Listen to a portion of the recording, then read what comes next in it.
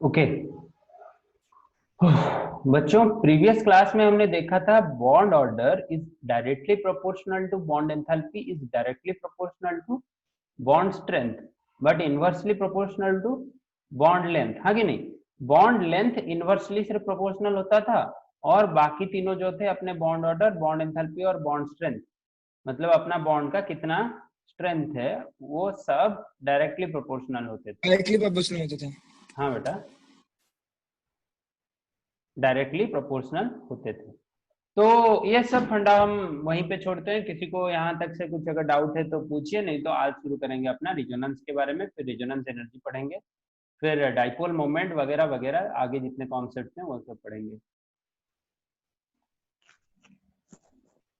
देखो, रिजोनेंस एक basic effect है, एक बेसिक इफेक्ट है। इसे आप यहाँ पर जनरल केमिस्ट्री में भी पढ़ोगे और एक बार ऑर्गेनिक केमिस्ट्री में भी पढ़ोगे। तो रिजोनेंस इफेक्ट क्या कहता है ना, एक कंपाउंड का अगर more than one structure possible है तो उन सबसे हमें हाईएस्ट स्टेबल स्ट्रक्चर को लेना पड़ेगा, और जितने भी रिजोनेंस स्ट्रक्चर पॉसिबल होंगे उन सबको हम बोलेंगे रिजोनेटिंग स्ट्रक्चर्स या फिर कैनोनिकल फॉर्म। और जो हमारा सबसे मतलब स्टेबल फॉर्म लिया जाएगा उसको हम बोलेंगे रिजोनेंस हाइब्रिड स्ट्रक्चर। तो ये एक इफेक्ट है, ये एक इफेक्ट है, इलेक्ट्रॉनिक इफेक्ट इसे कह सकते हैं या फिर रिजोनेंस इफेक्ट इसे कह सकते हैं। ये एक इफेक्ट है जो कि किस किस की वजह से आ रहा है, डबल बॉन्ड और ट्रिपल बॉन्ड की वजह से आ रहा है, और लोन पेयर की वजह से भी आ सकता है। और पहले गिवन बाय हाइजेनबर्ग, हाइजेनबर्ग का नाम आपने सुना होगा, जिन्होंने ये दिया था हाइजेनबर्ग अनसर्टेनिटी प्रिंसिपल, उन्होंने ही रेजोनेंस थ्योरी को पहली बार दिया है। और ये लुईस स्ट्रक्चर में बनाया नहीं जा सकता, ये लुईस स्ट्रक्चर में बनाया नहीं जा सकता, इसलिए हमें बनाना पड़ेगा bond line structure. Bond line structure जैसे कि बेंजीन का बॉन्ड लाइन स्ट्रक्चर कुछ ऐसा होता है, यहाँ पर ये सारे बॉन्ड्स रिजोनेंस में होते हैं, यहाँ पर ये सारे बॉन्ड रिजोनेंस में होते हैं, हाँ कि नहीं? तो देखते हैं हमारा बॉन्डिंग में रिजोनेंस का यूज क्या है। यहाँ पर देखो, हमने बताया कि जितने भी स्ट्रक्चर आप पॉसिबली बना सकते हो उन सबको हम बोलेंगे रिजोनेंस स्ट्रक्चर्स या फिर कैनोनिकल स्ट्रक्चर्स। ये देखो, carbonate ion CO3 2 CO3 2 carbonate ion, अरे गिरिजा कुआडे गला, CO3 2 carbonate ion, carbonate ion जितेबाला देखिबो तो सेठी हमर कौन होउची ना, ये देखो यहाँ पर ऑक्सीजन, दो ऑक्सीजन के ऊपर नेगेटिव चार्ज और एक ऑक्सीजन के पास डबल बॉन्ड। आप चाहो तो इस डबल बॉन्ड को घुमा सकते हो, यहाँ पर ले आओगे, कोई दिक्कत नहीं है, फॉर्मूला सेम रहा।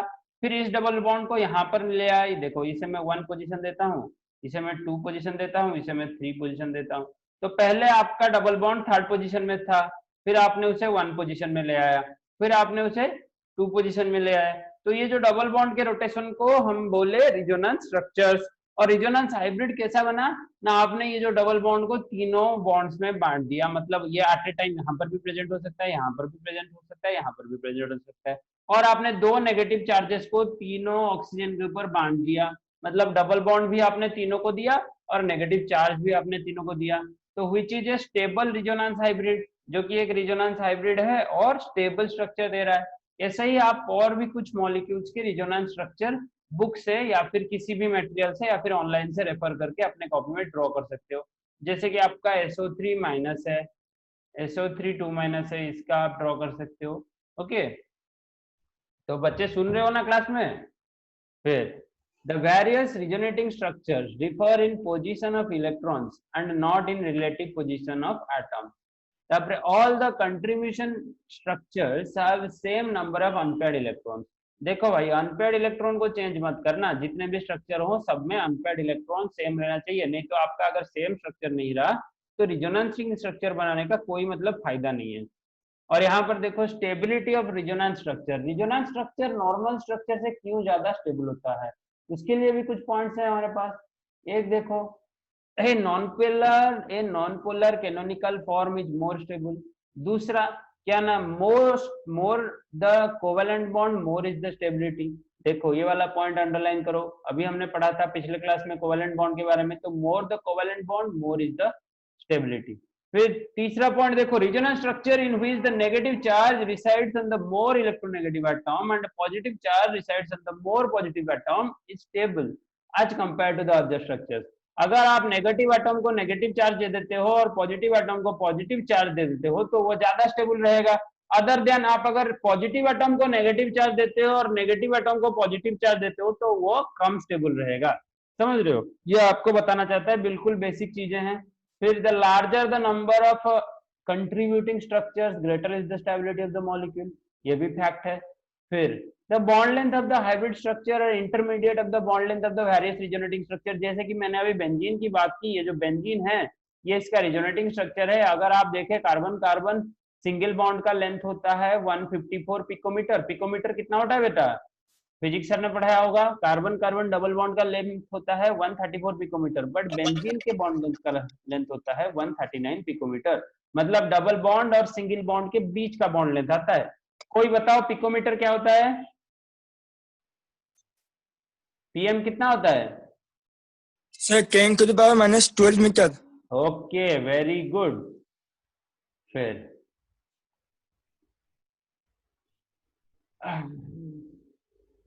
ये देखो हमने BF3 के स्ट्रक्चर्स को देखा है अभी। क्या है ना, यहाँ पर जो बॉन्ड ऑर्डर होता है BF3 में कितना होता है, 3 होता है। एक एक बोरोन के साथ 3 फ्लोरीन लगे हुए हैं। तो यहाँ पर देखो BF3 actual bond order of BF3 is more than 1 as 54% of pi character. Its resonating structures can be drawn as follow. यहाँ पर आप ऐसे बनाते रहो रिजोनेटिंग स्ट्रक्चर, ये पहला स्ट्रक्चर है, फिर आपका ये दूसरा स्ट्रक्चर है, फिर आप ये जो डबल बॉन्ड को हर जगह घुमा सकते हो, यहाँ पर ले सकते हो, फिर यहाँ पर भी और एक बार ले सकते हो। तो ऐसे करके बहुत सारे रिजोनेंस स्ट्रक्चर बनेंगे। और यहाँ पर दूसरे में हम यहाँ पर एक देखेंगे क्लोरोबेंजीन। क्लोरोबेंजीन का नाम सुने हो, बेंजीन रिंग के ऊपर एक क्लोरीन लगा हुआ है बस। तो यहाँ पर देखो कितने रिजोनेटिंग स्ट्रक्चर बने, कितने रिजोनेटिंग स्ट्रक्चर बने, 1 2 3 4 5 सॉरी 4 स्ट्रक्चर्स। मतलब ये तो आइडेंटिकल है, ये तो सेम है। तो 1 2 3 और इसे लिखो 4 स्ट्रक्चर बने। सिमिलरली फिनॉक्साइड आयन, फिनॉक्साइड मतलब फिनॉल में से आपने हाइड्रोजन निकाल दिया तब इसको हमने बोला फिनॉक्साइड आयन। फिनॉल का फॉर्मूला क्या होता था, C6H5OH। तो अगर C6H5O माइनस आपने कर दिया, हाइड्रोजन प्लस को आपने निकाल दिया, तो ये हो जाएगा फिनॉक्साइड आयन। कुछ समझ रहे हो या नहीं समझ रहे हो? देखो फिनॉक्साइड आयन में ये जो नेगेटिव चार्ज है घूमता है, कभी यहाँ रह सकता है, कभी यहाँ रह सकता है, कभी यहाँ रह सकता है। ऐसे कर करके ये नेगेटिव चार्ज पूरा अपने रिंग में घूम के फिर वापस आता है। यहाँ पर भी 4 रिजोनेटिंग स्ट्रक्चर्स बनेंगे, तो ये भी बहुत ज्यादा स्टेबल होता है। मतलब फिनॉक्साइड आयन ज्यादा स्टेबल होता है, इसलिए अपना फिनॉल एसिडिक नेचर दिखाता है। तो ये बहुत ही इंपॉर्टेंट क्वेश्चन है ऑर्गेनिक केमिस्ट्री का कि क्यों फिनॉल सर आपका एसिडिक नेचर दिखाता है। Because phenoxide ion is more stable then phenol.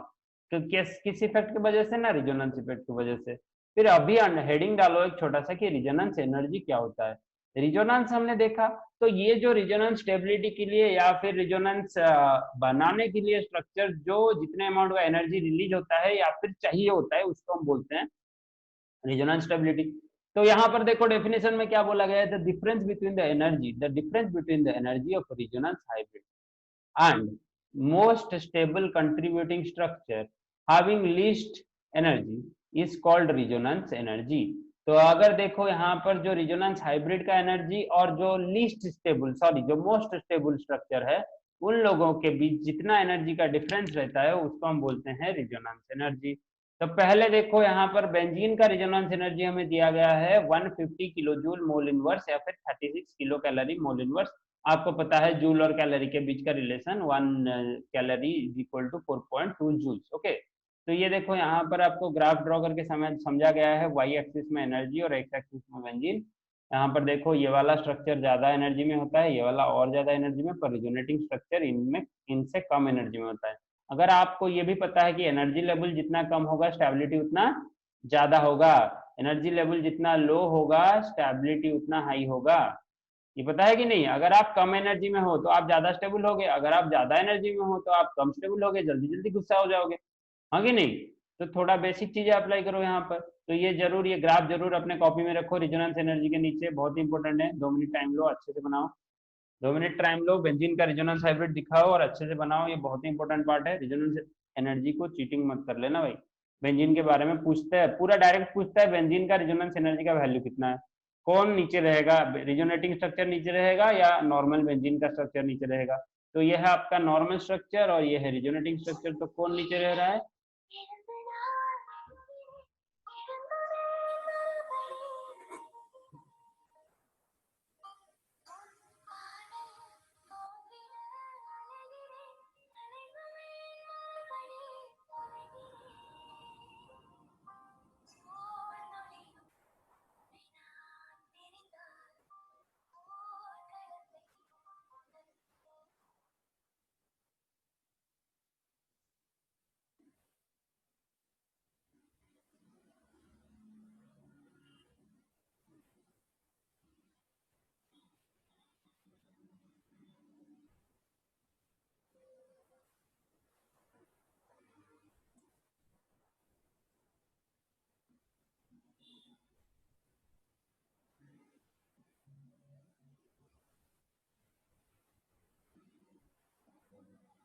बना दिया, आप लोगों ने बनाया है ये वाला ग्राफ। देखिए रिजोनेटिंग स्ट्रक्चर का एनर्जी लो है, इसलिए वो ज्यादा स्टेबल रहता है नॉर्मल बेंजीन के स्ट्रक्चर से। ओके, और बेंजीन तो आपने पहले देखा है स्कूल लेवल में, एक हेक्सागोनल रिंग होता है, मतलब एक 6 कार्बन का रिंग होता है, वहां पर आप अल्टरनेटिंग डबल बॉन्ड बैठा देते हो, ये हो गया बेंजीन का नॉर्मल स्ट्रक्चर। बट अगर आप ऐसे कुछ बना देते हो, ये हो गया उसका रिजोनेटिंग स्ट्रक्चर, बिकॉज ये डबल बॉन्ड ऐसे घूम सकते हैं। और भी पॉसिबल स्ट्रक्चर है, देखो आप चाहे तो डबल बॉन्ड्स ऐसे बना सकते हैं, हाँ कि नहीं, फिर ऐसे बना सकते हैं। तो इतने सारे पॉसिबल स्ट्रक्चर में से हमने रिजोनेटिंग स्ट्रक्चर को चूज किया, हमने रिजोनेटिंग स्ट्रक्चर को चूज किया, समझ रहे हो। तो ये वाला ग्राफ जल्दी बनाओ, किसका पहले खत्म होता है जल्दी बोलो, फिर आगे चलेंगे। आज हमें ये वाला पार्ट खत्म करना है, फिर अगले क्लास में हम पढ़ेंगे डिफरेंट थ्योरीज ऑफ बॉन्डिंग, कैसे बॉन्ड हुआ, उसके लिए हमें डिफरेंट वेरियस साइंटिस्ट ने वेरियस वेरियस थ्योरीज दिए हैं, उन सब के बारे में नेक्स्ट क्लास में डिस्कस करेंगे। ये वाला जो पार्ट है आपके जो नए रिवाइज सीबीएसई सिलेबस से हटा दिया गया है, आज जो हम पार्ट पढ़ने वाले हैं आगे, तो ये सिर्फ आपके एंट्रेंस के लिए है एक्सक्लूसिवली, स्कूल के एग्जाम में ये वाला पार्ट नहीं आने वाला है। तो एंट्रेंस के लिए जो बच्चे प्रिपेयर कर रहे हैं वो सब सीरियसली देखते रहे। और एंट्रेंस के लिए आपको पता है कि हर कोई टॉपिक, मतलब जो भी सर पढ़ा रहे हैं वो सब इम्पोर्टेंट होता है, मतलब कहीं से भी क्वेश्चन फेंका जा सकता है। मैं कुछ श्योर शॉर्ट क्वेश्चन हैं जो आपको बता दूंगा कि यहीं से क्वेश्चन आएगा, पर ऐसे नहीं कि ये वाला पार्ट नहीं आएगा, हर जगह से क्वेश्चन आ सकता है पॉसिबल। तो आपको हर जगह से तैयार होना पड़ेगा अगर आप कोई एंट्रेंस में बैठने की कोशिश करने वाले हो। अगर आप सिर्फ बोर्ड के लिए पढ़ रहे हो तो जितना मैं बताता हूँ उतना अच्छे से पढ़ के चले जाओ, हो जाएगा आगे। अभी देखो पोलैरिटी इन कोवेलेंट कंपाउंड्स। पोलैरिटी मतलब मैंने आपको पिछले क्लास क्या समझाया था ना, charge difference, difference between the charge या फिर difference between the electronegativity of different atoms. किसी के ऊपर कुछ पॉजिटिव चार्ज है और किसके ऊपर कुछ नेगेटिव चार्ज है, तो ये हो गया अपना पोलर बॉन्ड। तो आपका डायरेक्शन कहां से कहां जाएगा ना, नेगेटिव टू पॉजिटिव, ऐसा कुछ आपका डायरेक्शन जाएगा इलेक्ट्रॉन का, आगे नहीं। बट नॉन पोलर क्या होगा ना, जहां पर कोई भी नेगेटिव और पॉजिटिव एंड नहीं बनेगा। जैसे कि सेम टाइप्स के एटम अगर बॉन्ड बनाएंगे तो वहां पर नॉन पोलर बॉन्ड बनेगा, hydrogen hydrogen, chlorine chlorine, fluorine fluorine, bromine bromine, ऐसे हो गया। अगर डिफरेंट टाइप्स के एटम बॉन्ड बनाएंगे तो वहां पर कोवेलेंट बॉन्ड बनेगा, क्योंकि ना इसका इलेक्ट्रोनेगेटिविटी किसका ज्यादा होगा, किसका कम होगा। जैसे कि HCl में हमने पढ़ा था, क्लोरीन है ग्रुप 17 में, तो इसका इलेक्ट्रोनेगेटिविटी वैल्यू ज्यादा होगा, तो यहाँ पर ये बॉन्ड डायरेक्शनल हो जाएगा। डायरेक्शन कहां से कहां तक रहेगा ना, हाइड्रोजन से क्लोरीन तक रहेगा। सिमिलरली ऑक्सीजन को आपको पता है, ऑक्सीजन मोर इलेक्ट्रोनेगेटिव है हाइड्रोजन से, तो सॉरी उल्टा डायरेक्शन बना दिया मैंने, आपको क्लोरीन से हाइड्रोजन का डायरेक्शन बनाना है, तो ऐसे कुछ रहेगा आपका डायरेक्शन, आगे नहीं। तो देखो, hence the covalent bond develops a partial ionic character, results in the difference of electronegativity of the comprising atoms। so इसे बोलते हैं हम polar covalent bond, और नेगेटिव चार्ज को आप डिनोट करते हो डेल माइनस में, और पॉजिटिव पार्शियल पॉजिटिव चार्ज को हम डिनोट करते हो डेल प्लस में। इन सबको बोलते हैं हम पार्शियल चार्जेस, पार्शियल चार्जेस, हाँ कि नहीं। तो अभी देखते हैं सर किस कंपाउंड को हम पोलर बोलेंगे, किस कंपाउंड को हम पोलर नहीं बोलेंगे, कौन सा इसका क्राइटेरिया है, कैसे हम बोल सकते हैं कि ये कंपाउंड पोलर है, कैसे हम नहीं बोल सकते। तो सब कुछ देखेंगे। इसके लिए हमने एक टर्म डिफाइन किया, इसके लिए हमने एक टर्म डिफाइन किया, डाइपोल मूवमेंट। ये फिजिक्स में भी है पर हमारा केमिस्ट्री वाला थोड़ा अलग है, थोड़ा अलग है। तो it is the magnitude of ionic character in A polar covalent bond. अगर कोई कोवेलेंट कंपाउंड में आयनिक कैरेक्टर दिखाता है तो उसको मेजर करने के लिए हम डाइपोल मोमेंट का सहारा लेंगे, हम डाइपोल मोमेंट का सहारा लेंगे, denoted by Greek letter mu. इसको आप पहचानते हो ना, म्यू, हाँ।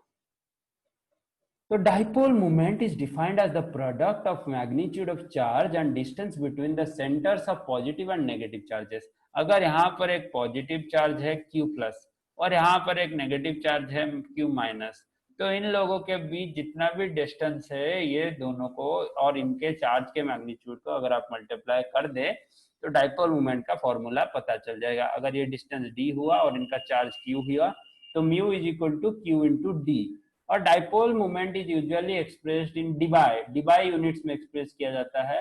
और इफ ये क्या, हाँ, if mu is equal to,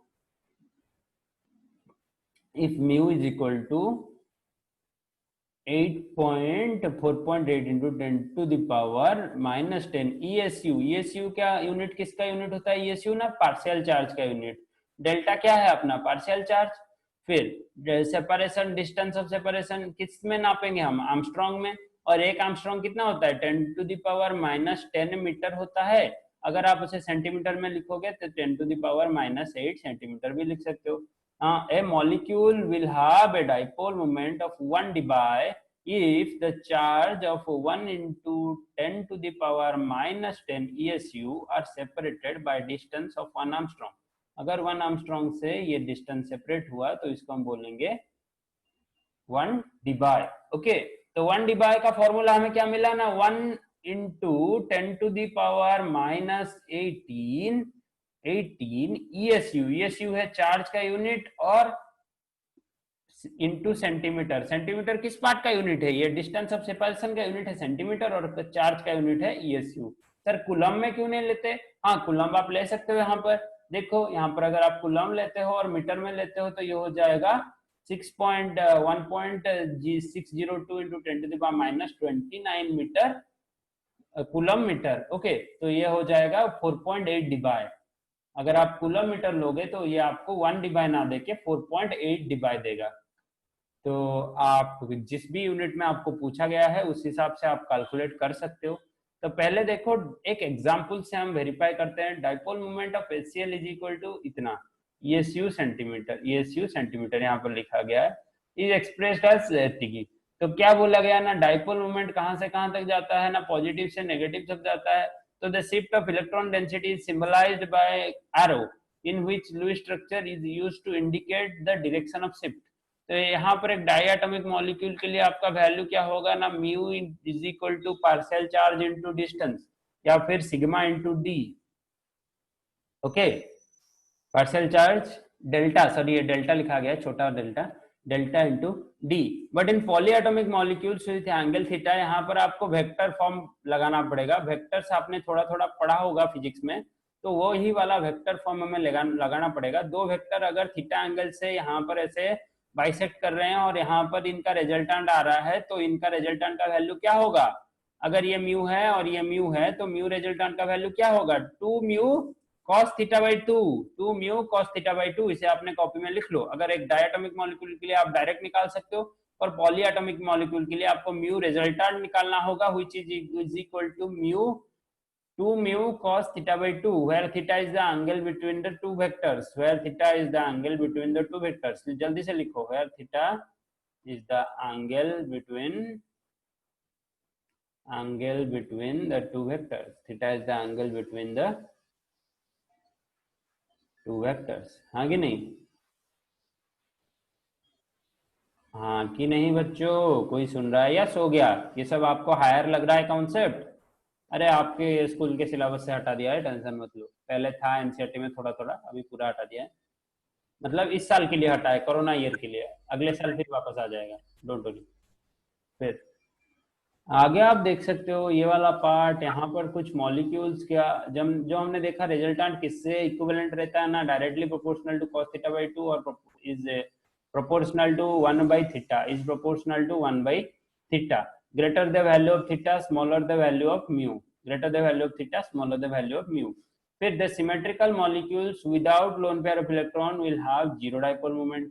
ये देखो ये सिमेट्रिकल मॉलिक्यूल है, मतलब BH3 मॉलिक्यूल जो होता है यहाँ पर कोई लोन पेयर नहीं होता। आपको पता है ये इलेक्ट्रॉन डेफिशिएंट स्पीसीज है, यहाँ पर लोन पेयर नहीं होता है, तो यहाँ पर जो होता है रिजल्टेंट जीरो हो जाएगा। सिमिलरली अगर ये ऐसा कुछ हो गया लीनियर में, ये भी जीरो हो जाएगा। ये देखो बेंजीन रिंग में ये प्लानर है और इसका एंगल सब 120 डिग्री में है, तो इसका डाइपोल मोमेंट म्यू भी जीरो आएगा, बिकॉज ये लोग सिमेट्रिकल स्ट्रक्चर है, ये लोग सिमेट्रिकल स्ट्रक्चर है, मतलब इन लोगों में सिमेट्री है। पर जहां पर कहीं भी आपको सिमेट्री नहीं दिखे, जैसे कि ये वाले मॉलिक्यूल्स देखो, यहाँ पर कोई भी सिमेट्री आपको दिख रही है, कोई भी सिमेट्री दिख रही है। अगर आप ऐसे आरो करते हो तो इस क्लोरीन के तरफ यहाँ पर एक हाइड्रोजन होगा, तो यहाँ पर सिमेट्री कभी नहीं हो रहा है। इस क्लोरीन के तरफ यहाँ पर एक हाइड्रोजन होगा, तो सिमेट्री कभी नहीं आ रहा है, तो इन लोगों का एक डाइपोल मोमेंट वैल्यू आ रहा है, एक्सपेरिमेंटल थियोरेटिकल। फिर मेटा पोजीशन में भी डाइपोल मोमेंट आ रहा है। पर अगर यही क्लोरीन पारा पोजीशन में चला गया, देखो एक बेंजीन रिंग के इस पोजीशन को हम बोलते हैं फर्स्ट पोजीशन, और इस पोजीशन को बोलते हैं ऑर्थो पोजीशन, ओ लिखते हैं। इस पोजीशन को बोलते हैं मेटा पोजीशन। अबे लिखो, ये काम आएगा आगे। और इस पोजीशन को बोलते हैं पारा पोजीशन। ऑर्थो मेटाफर, और इसको भी मेटा बोलते हैं और इसको बोलते हैं ऑर्थो। ओके, तो ये देखो अगर मेटा पोजीशन में क्लोरीन हुआ तो यहाँ पर एंगल है 120 डिग्री, और मैंने आपको पहले बताया एंगल बढ़ने से अपना मैग्नेटिक मोमेंट क्या, डायपोल मोमेंट क्या होता है, डिक्रीज करता है। फिर अगर पारा पोजीशन में देखो 180 डिग्री में, तो ये क्लोरीन का जो डायपोल मोमेंट है इस क्लोरीन के डायपोल मोमेंट के वेक्टर को कैंसिल करता है। आपको मैंने क्या बताया था, दो इक्वल वेक्टर अगर अपोजिट डायरेक्शन में है तो उन लोगों का रिजल्टेंट कितना होगा, 0 होगा। भाई फिजिक्स सर ने पढ़ाया, मैंने नहीं पढ़ाया। तो ये वाला पार्ट आप दिमाग में डाल दो, और ये वाले एग्जाम्पल्स को जरूर लिखो कॉपी में, ये वाले एग्जाम्पल्स को जरूर लिखो कॉपी में। तो म्यू का वैल्यू कैसे निकालेंगे? म्यू का वैल्यू निकालेंगे Q इंटू डी करके, Q इंटू डी करके, और यहाँ पर हमें Q और D कुछ दिया नहीं है तो इसलिए आपको यहाँ पर डाटा दे दिया है। आगे नहीं, इस डाटा का बारे में पूछ रहे हो ना? Yes sir. हाँ, ये डाटा आपको दे दिया है, और बहुत सारे जगह पे डाटा दे देता है। या आपको या ए वाला क्वेश्चन पूछता है कि कहाँ पर म्यू 0 होगा, तो कहाँ पर म्यू 0 होगा ना, जहां पर सिमेट्री होगा, और जहां पर ऐसे ये अनसिमेट्रिकल है, ये अनसिमेट्रिकल है, तो यहाँ पर म्यू का वैल्यू कुछ पॉजिटिव होगा, कुछ प्रेजेंट होगा, समझ रहे हो। और थीटा जितना बड़ा होगा म्यू उतना छोटा होगा, समझ रहे हो। यहाँ पर देखो थीटा 60 डिग्री है इसलिए म्यू 6.3 है, और यहाँ पर थीटा हो गया 120 डिग्री तो म्यू बन गया 3.8। हाँ कि नहीं? तो इतना छोटा छोटा कॉन्सेप्ट सब डाइपोल मोमेंट से आपके दिमाग में रहना चाहिए।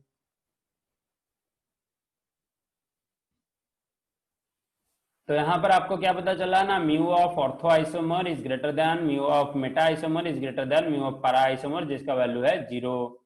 फिर dipole moment and molecular structure, आपको मॉलिक्यूलर स्ट्रक्चर के साथ डाइपोल मोमेंट को रिलेट करना आना चाहिए, कौन से स्ट्रक्चर में कितना डाइपोल मोमेंट आएगा।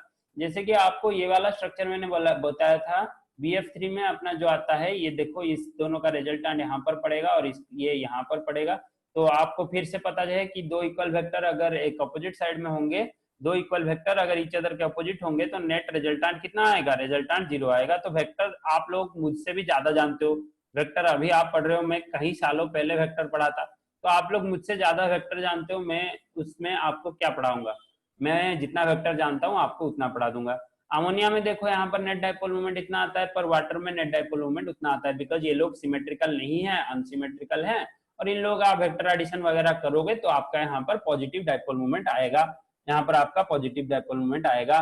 देखो NH3 में इतना आता है, NF3 में इतना वैल्यू आता है, क्यों आता है ना, fluorine is more electronegative than nitrogen, whereas nitrogen is more electronegative than hydrogen. तो यहाँ पर देखो लोन पेयर का डायरेक्शन तो सेम है, पर यहाँ पर इस तरफ डायरेक्शन आता है और लोन पेयर को कैंसिल करते हैं ये तीनों मिलके, बट यहाँ पर इस तरफ सब जाता है लोन पेयर की तरफ, तो लोन पेयर के वैल्यू को ये लोग इंक्रीज करवाते हैं, तो यहाँ पर नेट डाइपोल मोमेंट इसलिए ज्यादा आया और यहाँ पर नेट डाइपोल मोमेंट कम आया।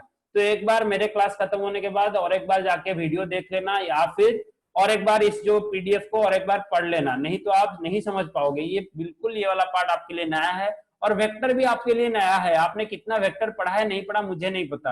अरे भाई लोग कोई बताओ, फिजिक्स सर ने वेक्टर पढ़ाया है? Any character in A molecule observe पढ़ा रहे हैं, पढ़ा रहे हैं, पढ़ा रहे हैं, तो चल रहा है, क्लास चल रहा है। तो मुझसे थोड़ा अच्छे से समझ लो, फिर उनसे समझोगे तो क्लियर हो जाएगा। और उनका वेक्टर तो बहुत सारा है, मैं तो जितना पढ़ा रहा हूँ वो बच्चों का वेक्टर है। तो देखो यहाँ पर आयनिक कैरेक्टर निकालने के लिए हमें क्या होगा ना, एक ऑब्जर्व्ड वैल्यू होगा जो कि एक्चुअल वैल्यू है, ऑब्जर्व वैल्यू या फिर एक्चुअल वैल्यू, और एक ऑन द पेपर आपने जितना निकाला थियोरेटिकल वैल्यू इनटू 100, ऐसा कुछ कर दोगे तो आपको परसेंटेज ऑफ आयनिक कैरेक्टर मिलेगा। तो similarly percentage of ionic character में पहले सबसे ऊपर कौन है ना, HF, आपको पता है हाइड्रोजन लीस्ट इलेक्ट्रॉन पॉजिटिव है और हाईली इलेक्ट्रोनेगेटिव है। फिर उससे ज्यादा, उससे कम क्या है, 16% है HCl, 10% है HBr और 4.7% है 4.7% है HI में, जो ये भी पॉजिटिव है और ये भी बहुत लेस इलेक्ट्रोनेगेटिव है, इसलिए 4.7 तक आ गया।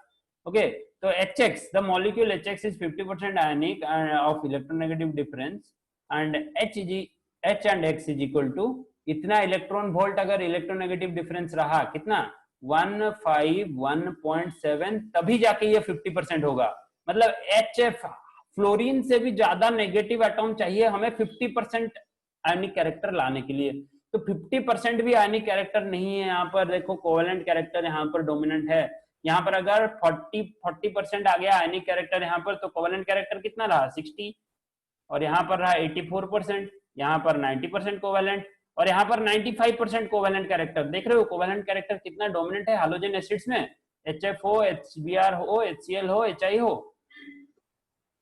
तो ये देखो डिफरेंट मॉलिक्यूल्स में हमें डाइपोल मोमेंट कितना मिलेगा।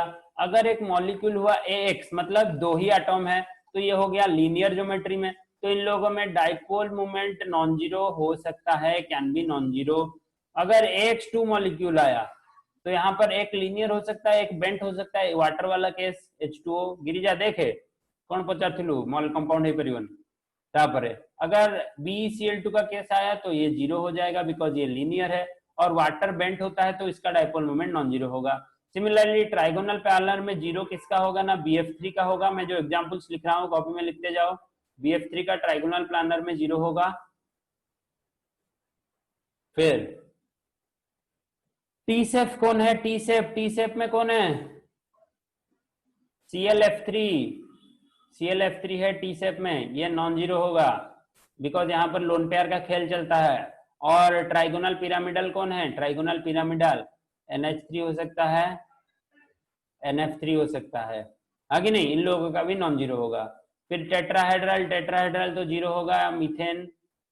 फिर यहाँ पर स्क्वायर प्लानर में भी जीरो होगा, PTCl4, ओके, प्लैटिनम टेट्राक्लोराइड। और सीसो कौन सा है, सीसो कौन सा है भाई, HCl4 या फिर HF4, ये सीसो शेप में रहता है। HF4 लिख लो, HF4 लिख लो, SF4 लिख लो, ये सीसो शेप में रहता है और इसका डाइपोल मोमेंट नॉन जीरो होगा।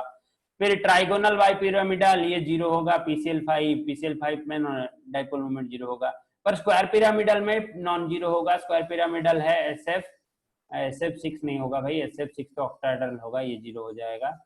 और यहाँ पर स्क्वायर पिरामिडल में अगर आपको मैं एग्जांपल देने जाऊं तो आप लिखिए ICl5, ओके, स्क्वायर पिरामिडल, और यहाँ पर आपका वैल्यू आ जाएगा नॉन जीरो, यहाँ पर आपका वैल्यू आ जाएगा नॉन जीरो डाइपोल मूवमेंट, हाँ कि नहीं। तो ये सारे एग्जाम्पल लिखो, मैं टेबल में 1 मिनट पॉज करता हूँ, उसके बाद कुछ प्रॉब्लम्स हैं देखेंगे, फिर क्वेश्चंस करेंगे और घर चले जाएंगे। और आपका अगला क्लास शायद मैं ग्रुप में देख रहा था बायोलॉजी वगैरह है, तो उसके लिए आप जाके प्रिपेयर होंगे, जल्दी से एग्जाम्पल लिख लो। और कहीं पर कुछ मतलब हैंडराइटिंग समझ नहीं आ रहा है या फिर कुछ समझ नहीं आ रहा है तो जल्दी जल्दी बताओ।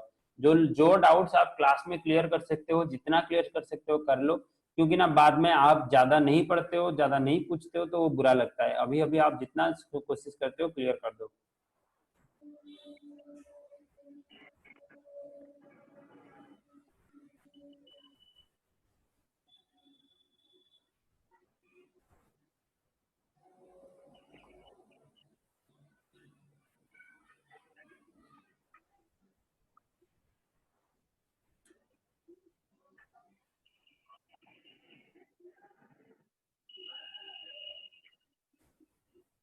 जल्दी लिखो स्क्वायर बच्चों। पैरामीटर का एग्जांपल क्या दिए हैं, कौन सा वाला,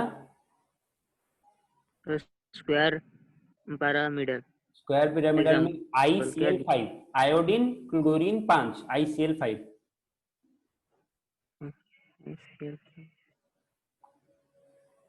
ओके। Yes sir.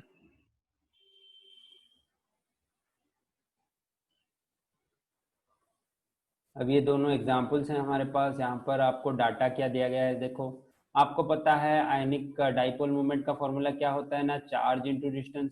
तो पहले आपको क्वेश्चन पढ़ना है, डाटा क्या दिया गया है, देखो डिस्टेंस दिया गया है आपको, हाँ, डाइपोल मूवमेंट ऑफ एथिकी and interatomic specificity, what percentage ionic.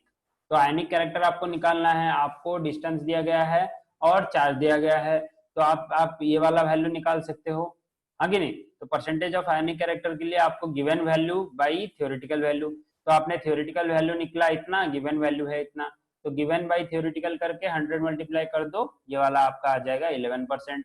Basic formula है, बेसिक प्रोसेस है, बस आपको ध्यान में रखना है कि ऐसे ऐसे किया जाता है।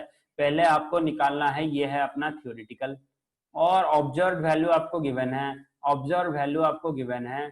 तो आपको क्या पता है परसेंटेज ऑफ आयनिक कैरेक्टर का formula, percentage of ionic character का फॉर्मूला पता है ऑब्जर्व्ड बाय थ्योरेटिकल इनटू 100। तो ये ऊपर मैंने ऑब्जर्व को रखा 2.6 × 10⁻30, नीचे मैंने थ्योरेटिकल को रखा और इनटू 100 कर दिया, आगे नहीं, वेरी सिंपल। तो यहाँ पर देखो एक डायटोमिक मॉलिक्यूल के लिए बोला गया है 4.5 में। अरे भाई ये सब प्रैक्टिस करना अपने कॉपी में, ओके पीडीएफ तो है सबके पास। 4.5 में क्या बोला गया है, a diatomic molecule has a simple dipole moment of 1.2 D, D मतलब डिबाय, बॉन्ड डिस्टेंस देख दिया 1 एंगस्ट्रॉम मतलब 1 × 10⁸ centimetre. Fraction of an electronic charge exist in each atom, एक एटम में कितना इलेक्ट्रॉनिक चार्ज रहता है। अगर डायटोमिक हुआ तो बाय 2 आप कर सकते हो। तो पहले आपको चार्ज निकालना होगा, charge is equal to mu by D. अगर mu is equal to E into D हुआ तो आप अगर आप ई निकालना चाहते हो तो वो म्यू बाई डी होगा। तो यहाँ पर आपने चार्ज निकाल दिया। तो actual value of electronic charge कितना है, एक्चुअल वैल्यू है 4.8 × 10⁻⁻10। एक्चुअल वैल्यू आपको पता है पहले से थ्योरी में 4.8 × 10⁻10। तो फ्रैक्शन ऑफ इलेक्ट्रॉनिक चार्ज कितना हो गया ना 1.2 × -10⁻10 डिवाइडेड बाय 4.8। यहाँ पर काटो ये 1/4 आ गया, 1/4 आ गया और 10⁻10 कैंसिल। तो 1/4 को आप डेसिमल में अगर लिखोगे तो कितना हो जाएगा 0.25। डेसिमल में अगर आप लिखोगे हो जाएगा 0.25। तो यहीं पर खत्म होता है आज का थ्योरी। फिर हम देखते हैं क्वेश्चंस वगैरह कुछ जो आपके पूरे इस टॉपिक से रिलेटेड हैं। मतलब ये जो हमने बहुत ही लंबा टॉपिक अभी खत्म किया है इन सब से रिलेटेड है। तो यहाँ पर देखो multiple covalent bond exist in the molecule. पहला क्वेश्चन कौन बताएगा, पहला क्वेश्चन कौन बताएगा, कोई भी आप में से जल्दी कोशिश करो।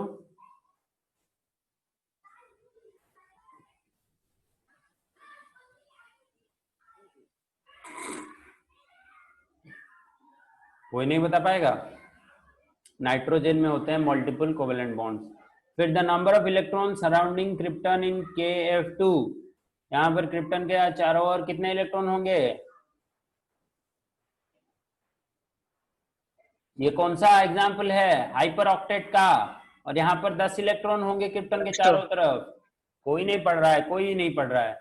ओके तो ये बताओ which of the following bond is most polar, chlorine chlorine, carbon fluorine, nitrogen fluorine, oxygen fluorine. ये जो बताएगा क्या उसको चॉकलेट मिलेगा, वर्चुअल चॉकलेट, चॉकलेट का फोटो मिलेगा। जल्दी बताओ।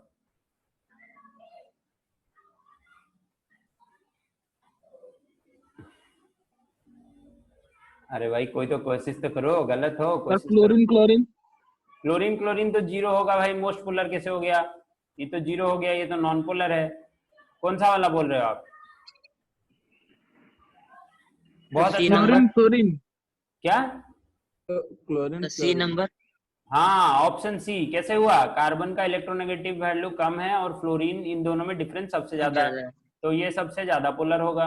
फिर उससे कम क्या कौन होगा, ये वाला होगा। फिर उससे सबसे कम कौन होगा, ये वाला होगा। और जीरो कौन होगा, ये वाला होगा। समझ रहे हो, ऑर्डर समझ आ गया आपको। सबसे ज्यादा होगा कार्बन फ्लोरीन में, फिर आ जाएगा नाइट्रोजन फ्लोरीन, फिर आ जाएगा ऑक्सीजन फ्लोरीन, उससे बाद जीरो किस में होगा ना, क्लोरीन क्लोरीन में। और ये फॉर्मूला फॉर्मल चार्ज वाला करो, फॉर्मल चार्ज का फॉर्मूला दिया है, खुद ट्राई करो। और ये वाला कौन बताओ, 5 वाला कौन बता के दिखाओ, which of the following has zero dipole moment.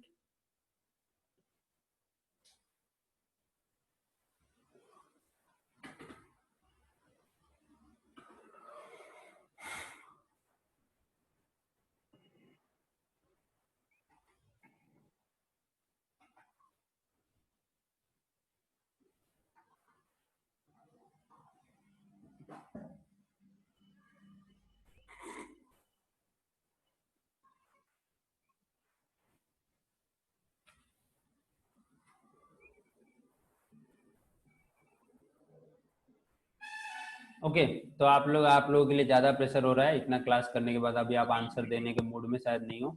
तो चलो ये वाला आप ले लो, मैंने आपको आंसर शायद सेंड कर दिए हैं पूरे चारों एक्सरसाइज के, हाँ कि नहीं। तो आप खुद करो, जाके मैच करो आंसर के साथ, किसका आ रहा है, कुछ आ रहा है, कुछ डाउट वगैरह रहा तो मुझे पूछ देना। और अगले क्लास में हम इसको थोड़ा और डिस्कस करके, मतलब डाउट्स वगैरह आप लोगों का डिस्कस करके फिर नए कंसेप्ट में चलेंगे, अपना theory of bonding. Okay various theories हमें मिले हैं बॉन्डिंग के लिए, तो उस सब में चलेंगे। तो थैंक यू बच्चों, इतना टाइम आप लोग पेशेंस लेके अपना यहाँ पर बैठे, और चलते हैं, मिलते हैं नेक्स्ट क्लास में। ओके